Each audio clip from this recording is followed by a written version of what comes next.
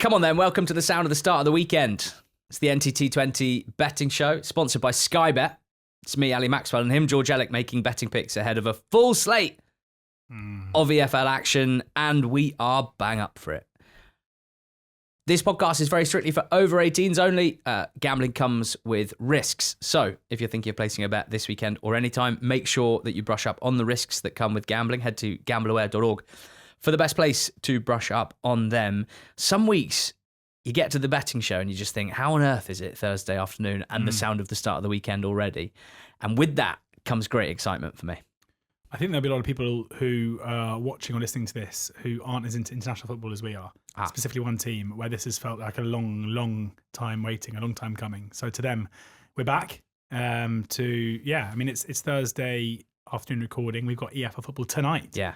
By the time this goes out, or people listening on Friday, it already would have happened. The Dion Charles derby between Huddersfield and Bolton. Yeah, my nap's actually Huddersfield Bolton. No, it's not. Obviously not. Imagine. That'd be absurd Never decision. bet the Thursday night kickoff. Be an insane decision. And that is the start of what feels like, I think we can say now, sort of 10, 12 games in. Big games. Big games start to reveal themselves a little more obviously. And this weekend we got Huddersfield Bolton tonight, Thursday night. Friday night, Borough Ipswich in the Championship. Will Borough be handing Ipswich the baton and saying, we've had a good 10 games, now it's over to you? Or will they be re-establishing themselves as a big dog? We will see. Saturday, we've got Javi Gracia's first game as Watford manager at Sheffield United, who've lost every game bar one this season. In League One, we've got Burton Posh down near the bottom. Stevenage Lincoln up near the top. We've got Jack Welsh's first Luton game at home to Mansfield. League Two's even better. Notts against Barnet probably has my attention. Grimsby against Gills, absolutely. And the bottom four in League Two are playing each other. Ooh. Not in a sort of mini round robin tournament. Newport are playing Cheltenham and Shrewsbury playing Crawley. Massive. Might talk about one of those games later. Oh, that's good from him. Good from him. Last week, your next best, Bromley, won at 11-5. Very nice pick. Not the longest price winner of the betting show weekend. That would be Dom Ballard scoring at 5-2. And then another. That's 5 Goalscorer corner winners in the last 5 weeks. Daniel Udo went close as well. What a save that was. Frustrating. George's Swerve, one of his best so far. Gills were 8-15 at the time of recording and very successfully swerved, and hope people benefited from that, albeit based on last week's results. I'm not sure many Ackers were winning Ackers. Mine certainly wasn't a bad Eggman, with only Bromley within it winning. Our naps both lost. Oldham drawing 0-0, Wigan losing 1-0, and no luck for Lewis Wing for me, or Oluwo of Salford for you. The combo bet, Stockport 2, Blackpool 0, with Stockport 1, Blackport 0, Blackpool 0, and Cobblers Rotherham 0-0. Yeah, it was 2-1 to Rotherham. So, would you say the Eggman had a great fall? Because what happened after a very famous egg had a great fall? I don't think Cousins and another great man couldn't put Eggman together again. Correct. Oh. But you're going to reverse the narrative. Oh, cool. Yeah, we've been doing that for years. What's your best bet of the weekend, George? MK Dons to beat Crewe Alexandra at 5-6. Apologies to Crewe fans. Second week in a row where I'm betting against you. But for many of the same reasons, I still think Crewe, after a blistering start to the season, have regressed quite significantly. I think when they come up against better teams, as was seen by Bromley, who, despite their poor results coming into that one, had showed a level of performance that I think meant that kind of result was coming. And I think Crewe are struggling against the better sides and come into here. It's actually drifted out to 17-20 with Sky Bet. And they come up against an MK Dons team who, at times this season, have looked really strong. Were, of course, the pre-season favourites for the title. They're still the favourites for the title now, off the back of 3 pretty significant wins. Of course, in terms of opponent, the Shrewsbury one is one that you would expect, but that either side has got a 4-0 drubbing of an informed Bristol Rovers side and a 3-2 win over a very informed Gillingham side, where it wasn't as tight as the scoreline suggests. MK Dons raced into a 3-0 lead and were very good value for that 3-0 lead. They look to me, there's obvious quality throughout their team. Injury issues from earlier in the season are easing a little bit, and we're seeing some key players such as Mendes Lang, such as Collar, such as Hepburn Murphy, all improving week on week. You and I spoke before the season in all of our preview content and said we thought there was a fair chance that there might be some teething issues at MK Dons and they would improve as the season goes on. And it's starting to look fairly prescient because that is what's happening. They are looking, to my eye at least, to be improving. And, there is still a fair chance I think the MK Dons might be like the best team in the league by some stretch. I'm not saying they are now, but I think we might see the kind of performance and result that we saw against Bristol Rovers become the norm. So for them to be, not a prohibitively short price at home to a Crewe side who I think are struggling now, I think are on a downward curve in terms of their performance level, looks a kind of must bet in my mind. I've really struggled this season to find, I don't like it when people use the word bankers because no bet is ever a banker, but find those like marginally odds on shots where I think you can make a good case for them being ones that should be much, much shorter, that should be kind of too short to really want to bet. We do see, like, for example, Coventry this weekend are 2-1 to win their game in the Championship. And I think this is one of those cases where, because it's a congested league where the perception is in League Two, teams aren't separated by that much. It's rare to get a team that are that short, but I do think there's a chance there is quite a big gap between these two sides now, and the 17 to 20 is big enough to get involved. Yeah, my nap's in League One. It's Bradford to beat Barnsley at Valley Parade at 11 to 10. Start with Barnsley here because it was a strong and kind of exciting start, wasn't it? Good results to start the season. And now that we get a bit more of an overall picture, can we say with a bit of confidence that it was not necessarily built on the strongest foundations? We talked a number of times about how nice some of the attacking football was, nice some of the goals that they were scoring were, Vickers and Keylor Dunn and McGoldrick and Phillips, and that was all true. But Barnsley haven't sorted out being a bit soft at the back, and that's what they've been for quite a few seasons now. They don't have very strong defenders, and the last few weeks things have really regressed. They drew last time out at Wycombe. They were actually 2-0 up after 50 minutes here. They were gifted at least one, if not both of those goals, and they weren't showing a huge amount, I wouldn't say, other than making the most of Wycombe errors, to be 2-0 up, if that makes sense, and then threw away that lead, which would have been really disappointing. The previous two games, they'd lost 2-0 at home to Port Vale, easily looking second best at home to Port Vale, who clearly are a team that I admire, particularly their underlying performance level. And I think that was one of those games you get like 9 or 10 games in, where it's Barnsley towards the top, Vale towards the bottom, looks like a home win, but actually, you look at underlying numbers, they are a barometer of general performance level, and they're probably a better barometer of performance level than league position at that stage. That game was a good example of why it's worth knowing about what teams are posting numbers-wise. The previous game, they'd lost at Blackpool, who have been one of, if not the worst teams in League One. It was a late winner for Blackpool in an even game. But again, Barnsley not proving themselves to be significantly better than them. They'd won the two before that, 3-2 at home to Reading. Pretty close against a team that have struggled this season. Numbers are really bad. And the win against Huddersfield was probably their most exciting win of the season. But you look back, that was the game that Goodman just had an absolute shocker. And got sent off in the first half. So, and before that, they lost 2-0 at Wimbledon. So I guess I'm saying that I don't think Barnsley were as good as their early season results suggested. I think we're starting to see that come to fruition in the last few weeks where things haven't been quite as good. They've only kept one clean sheet all season. They've got a bottom half defensive team. There's no doubt about that. And going forward, yeah, they have scored some nice goals, some nice interplay with some quality attacking players. And Keylor Dunn and McGoldrick are the sort of players who are going to outperform XG in the main. But they've taken the 8th fewest shots in the league. So they are not some scintillating, relentless attacking machine that asks questions of your defence constantly.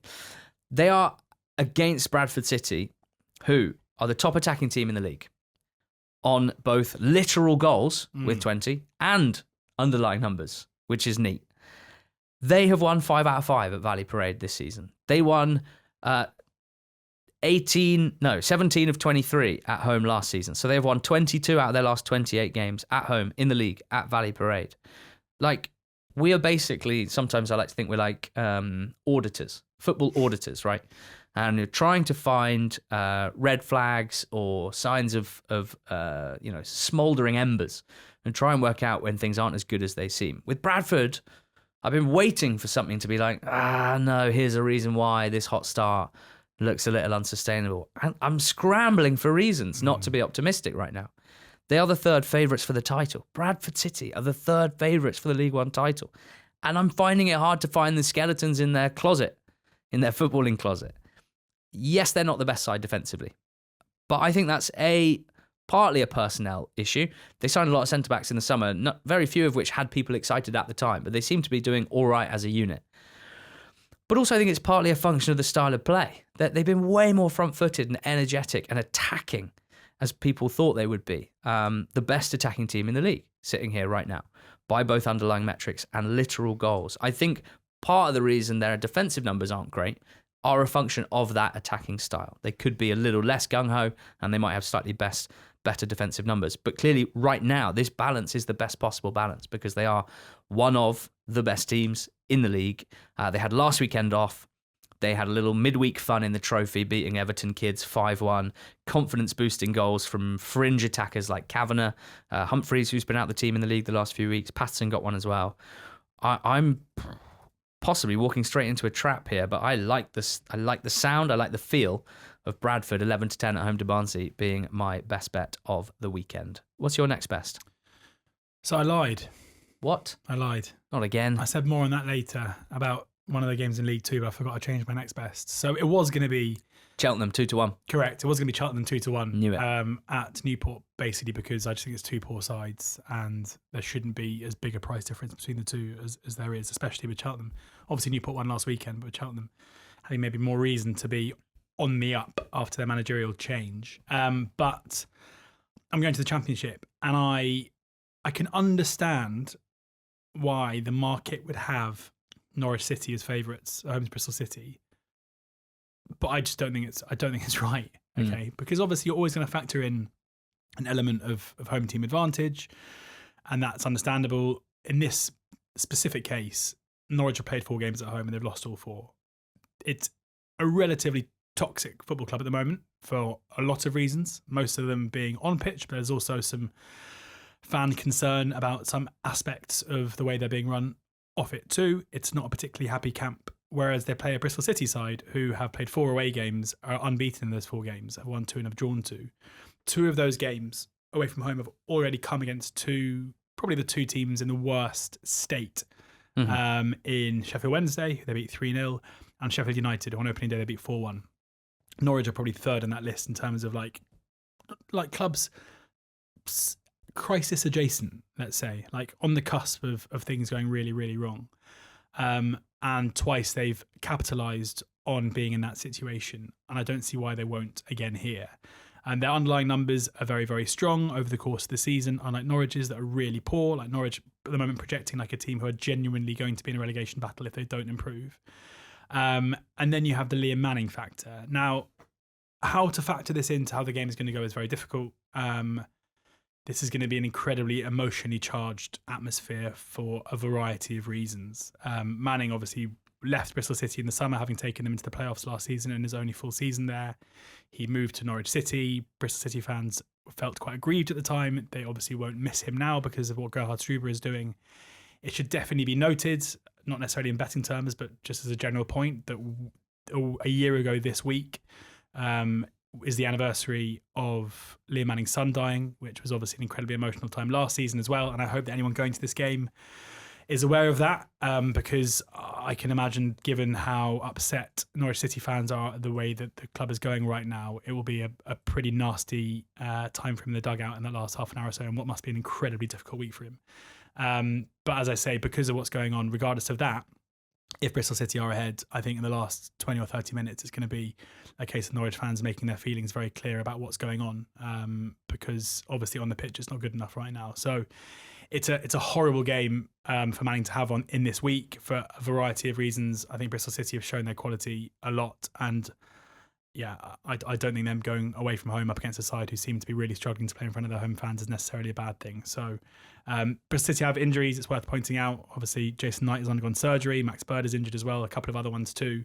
But Norwich have their own injury issues as well. Cordoba's out, which means that Medic, who started the season really poorly, will probably come back in, which is not a good thing. So, yeah, I think Bristol City should be favourites for this, and I'm relatively confident they'll win it. Okay, Goalscorer Corner. You're going to lead us off. Yeah, good. In Goalscorer Corner. Just because one of mine is one of yours. Double Goalscorer. Get your Million Manhoof. No. Million Manhoof, 7-2 to score any time for Stoke at home to Wrexham.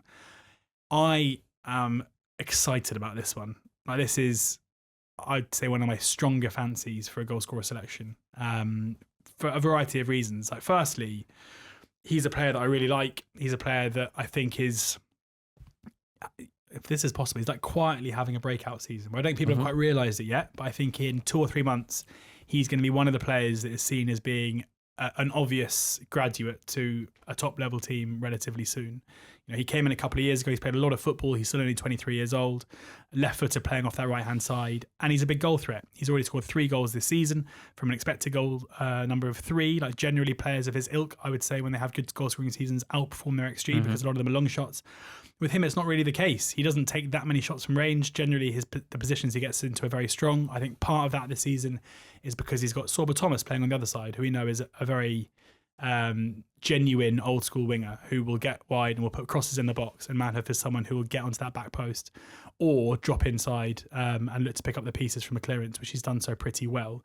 He's generally a very good finisher as well, or at least gives the keeper something to think about. His 41% of his shots this season have been on target, which is really strong, a really high number for a player in his position. And his expected goals on target this season is 4. So, you know, the finishing is there, and he's already hit the woodwork once as well. So that is all good. And then you consider the opposition in Wrexham, who we've seen so many times this season get caught out playing a high line against teams who are good at attacking in transition, and that's exactly what Stoke are about. You know, him as a profile playing inside that space between the left-sided centre-back, that'll probably be Doyle, and the left wing-back is like literally ideal for the kind of attacker that's going to hurt and punish Wrexham, who have conceded a lot of goals this season. So for him to be 7-2 to score any time seems huge to me. I'm confident that we'll get a very good run for our money, and it's one of those where if he doesn't score, I think this time in a week we'll be talking about when and where he went close. Yeah, he averages over 3 shots a game. He's had the second most shots in the league this season. He's had the 6th most shots from inside the box. All of this backing up what you've already said, that left side of Wrexham's defence. Remember how well QPR exploited that with Harvey Vale scoring the sort of goal that I think we really would like Million Manhoef to score here. Some other firms down at 2-1, Sky Bet 7-2. We both think that is standout value. Million Manhoef 7-2. And he is joined by Abdul Fatawu of Leicester City, 3-1, 1 point play. A lot of what we just said about Manhoef you could say about Fatawu when we talk about a breakout season. I mean, does this count? Because 2 years ago at this level, he had an excellent season, but I think Mavididi was considered the star. Right now, both of them playing on either flank, just like they did 2 seasons ago.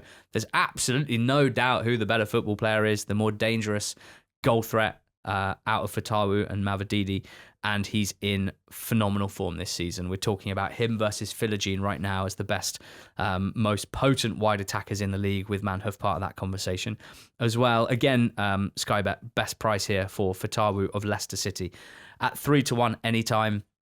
They are at home to Portsmouth. It's actually a Saturday evening game. I'm looking forward to watching this one. I really want to try and get a good grasp on Leicester's performance level. Results are fine. Underlying numbers are poor. What are they? Who are they? Are they just an average team with Abdul Fatawu making them look top 60? That's the answer to the question. Or rather, that's the question I'll be posing watching the game. Portsmouth, who mixed start to the season, got an important win last time out.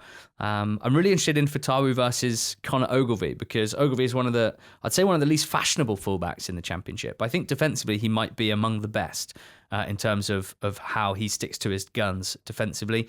And so Fatawu won't have it easy gliding inside Ogilvie, as he has done so many other fullbacks this season. But given how much of Leicester's attacks end at the feet of Fatawu, with him then dribbling inside and getting shots off, I'm confident we're going to see a lot of Fatawu efforts at goal, and we've seen him find the top corner a couple of times already this season. We know he's got it in him. 3-1 with them home to Portsmouth and expected to win. I like that a lot. Now, I don't have a third pick because I really, really like these two.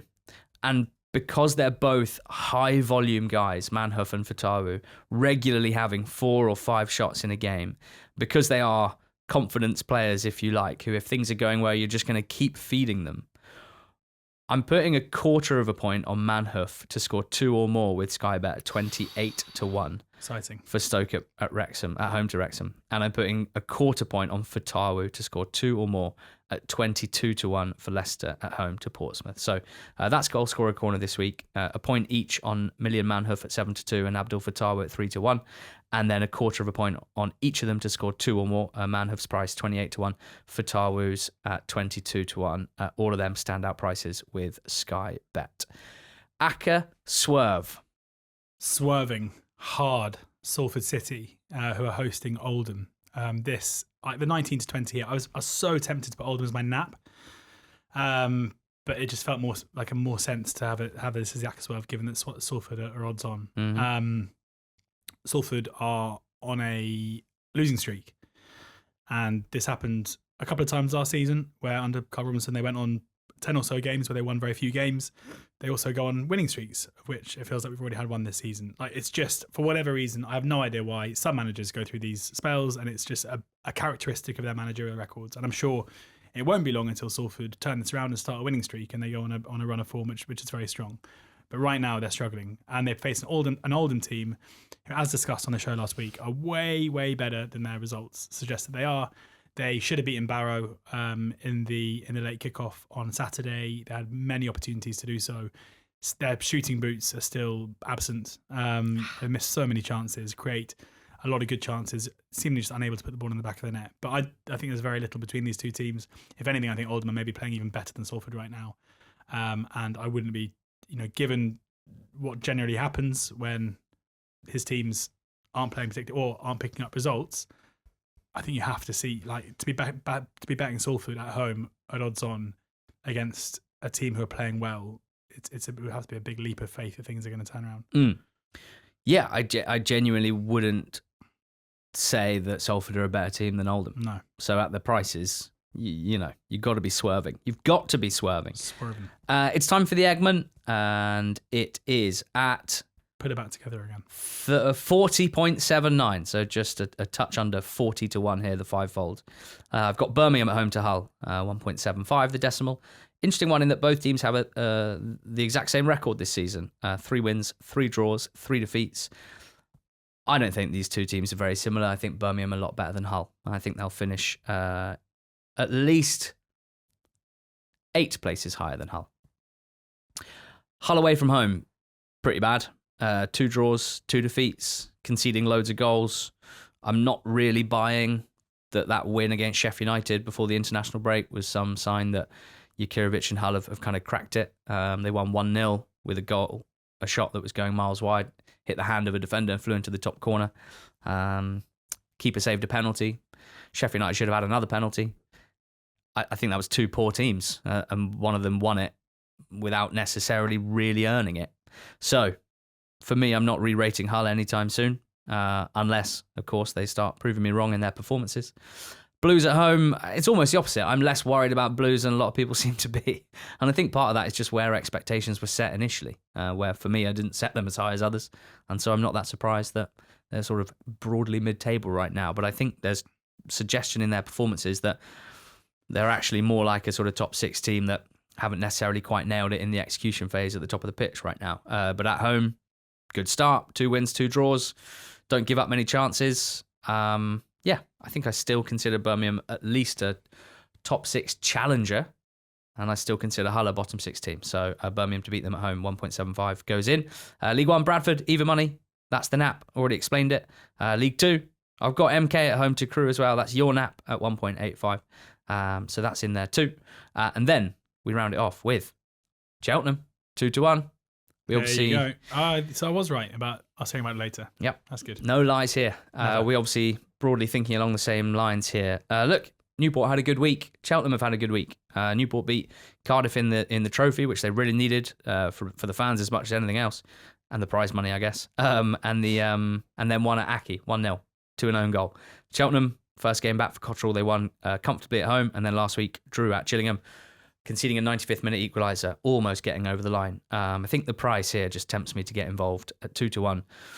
I think a tight game is likely, but boiling it all down, if we consider that Cheltenham have much improved energy and probably much improved organisation under Cotterill versus the last throes of the Flynn era, and if we consider that Newport haven't really changed that much and have been probably slightly better than results suggest, but still generally second best in most of their games.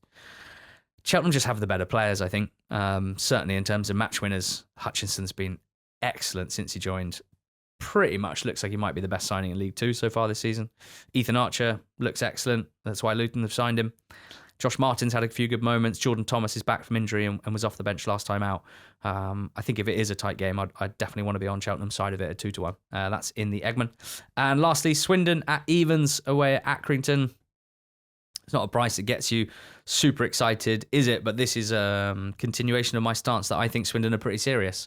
As George has pointed out, they haven't had the toughest fixture list so far, but you can only beat what's in front of you. And they've absolutely done that with strong numbers. And not just, they are one of the most exciting and attacking teams in the league, and I love watching them attack. But I think they've got a really nice blend, actually. And I think their approach to away games is pragmatic. They the difference between their goals per game for and against at home versus away from home suggests that they've absolutely got a different approach away from home, and I think it works, keeping it a lot tighter. And they've got this nice blend of, we've got Ollie Palmer at the top of the pitch, and if we need to go long, we'll go long and we'll pick up the seconds. They've got a lot of hard-working players to get round him with good physical attributes, but they've got a high technical level too.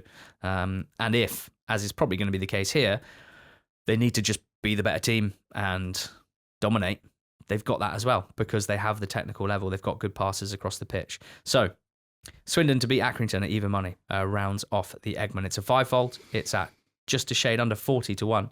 And it's got Birmingham, Bradford, Cheltenham, MK Dons, and Swindon, which leaves us the combo bet. Bit of pressure on the combo bet, I'd say. We've had a couple of 5 out of 6s, but we've had a couple of 2 and 3 out of 6s as well. It's a BTTS sixfold. What are you putting into the equation?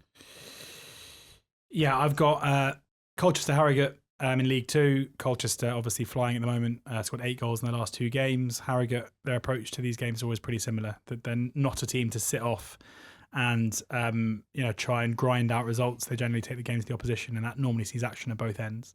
Wigan Port Vale seems a huge price at even money in League One. I don't really get it. I think there's still a weird thing about Wigan and goal lines where they're perceived to still be the kind of dour team of previous iterations, but under Ryan Lowe they definitely aren't that for good or for bad. Like, they attack pretty intently. Their defensive record isn't great up against a Port Vale side who are a very strong attacking side too. So I can't really work out why the expectation is that to be a low scoring game. And then Stoke Wrexham, just always want to put Wrexham in, basically. Just very good going forward, not very good at the back. Stoke should be able to breach them, I would have thought, but no shock if Wrexham managed to land a blow or two as well. Yeah, a lot of BTTS in Wrexham games this season. In fact, 100% of their home games and 3/4 of their away games. I'm adding Rotherham, Leyton Orient in League One. Leyton Orient very light on defenders through injuries.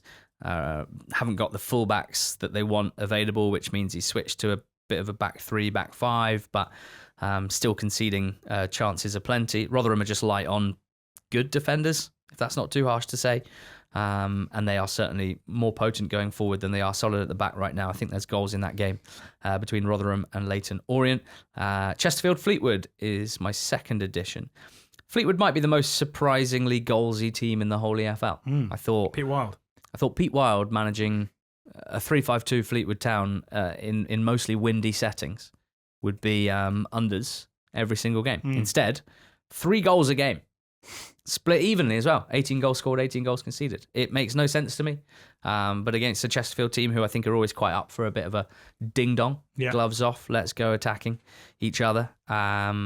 Chesterfield Fleetwood's in there as well. And then Salford Oldham to finish us off. You've already talked about this game. I'm definitely on your side when it comes to the value in the 1x2 price.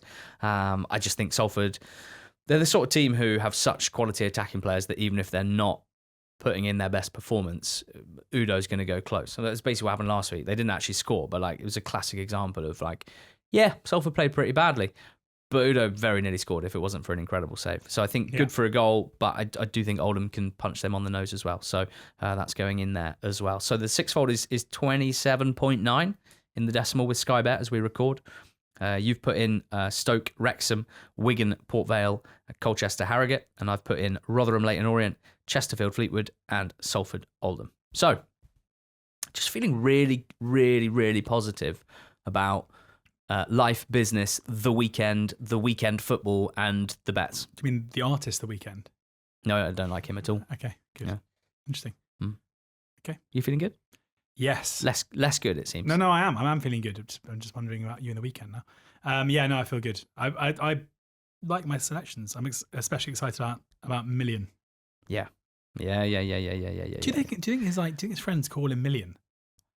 I imagine they call him hundreds and thousands. That would be a way better nickname. Oh, maybe it should be Millions. Were they sweets? Or was it hundreds Yeah. of thousands? Say Millions. Maybe it should be your favourite sweet as your first thing. Oh, millions. It'll get really stuck in your teeth. Yeah. Little balls of sugar. Candy. Sugary balls. Okay. Well, my selections are Bradford, Knapp, 11-10 at home to Barnsley. Goalscorer corner, Million Manhuff, 7-2, 1 point. Abdul Fatawu, 3-1, 1 point. They play for Stoke and for Leicester, of course.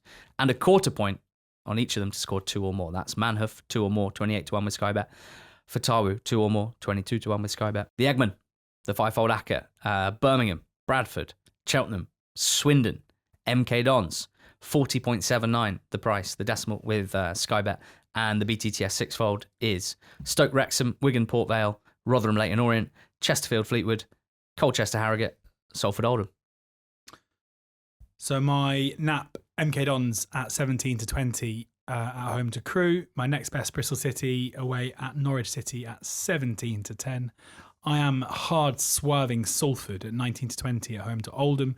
And my goal scorer is Million Manhuff at 7-2 for Stoke City at home to Wrexham. Thanks to Skybet for sponsoring this podcast. I think one of the things that makes the betting show better this season, out of a few, the change of format, the new energy, the new sponsor, it's also the outro music, where if you're feeling weekend coded and you're starting to feel that bubble of excitement and energy, just hearing that first chord, that bam, bam, bam, it's absolutely incredible. Do we just harmonise? Go well.